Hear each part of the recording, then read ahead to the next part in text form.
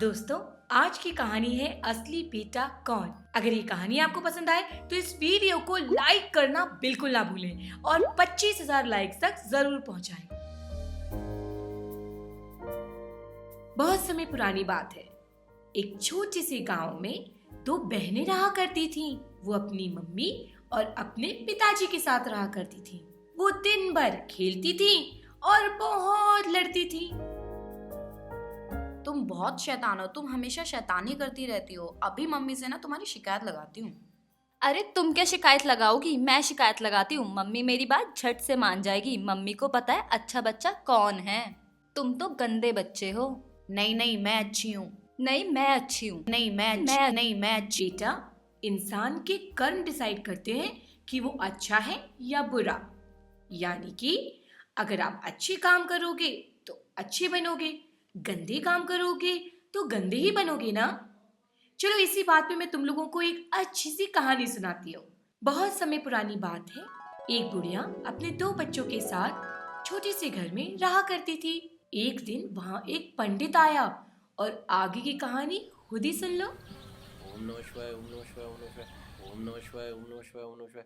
माते, अपने बेटे को बुलाओ, मैं उसके लिए प्रसाद लेके आया हूँ। पर पंडित जी, मेरे तो दो बेटे हैं, कौन से को बुलाऊं? जो आपके प्रति श्रद्धा की भावना और इज्जत रखता हो उसे बुला लीजिए। मैं कैसे पहचान करूं? मेरे लिए तो दोनों ही बराबर हैं। माते, दुविधा तो है।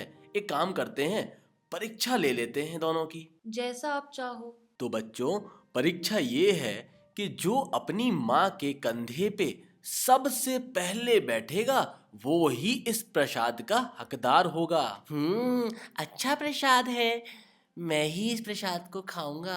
नहीं, मैं खाऊंगा। तुम छोड़ दो ना, मैं खा लूंगा प्रसाद तो क्या हो जाएगा। नहीं नहीं, मैं अपना प्रसाद तुम्हें नहीं दूंगा, मैं ही खाऊंगा।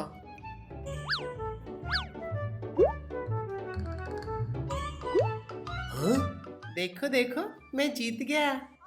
जैसे ही पहला लड़का अपनी माँ के कंधे पे बैठा, उसको बहुत दर्द होने लगा क्योंकि वो माँ काफी बूढ़ी थी। मेरी माँ को बहुत दर्द हो रहा होगा।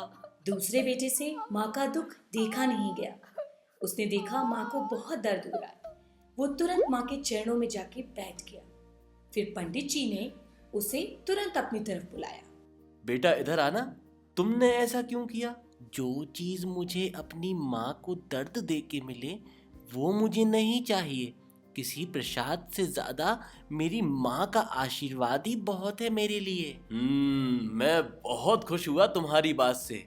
इस बात से साबित होता है कि अपनी माँ के असली बेटे तुम ही हो और इस प्रसाद के हकदार भी तुम ही हो। ये क्या बात हुई? कंधे पे पहले मैं बैठा हूँ, मैं जीता हूँ। नहीं बेटे, जीता तो वही है। तो बच्चों, अच्छी लगी ना आप लोगों को ये कहानी?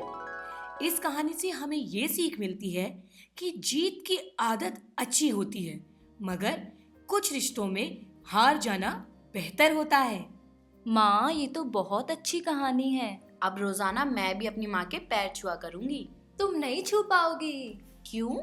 खा खा के तुम्हारी तोंद जो निकली हुई है।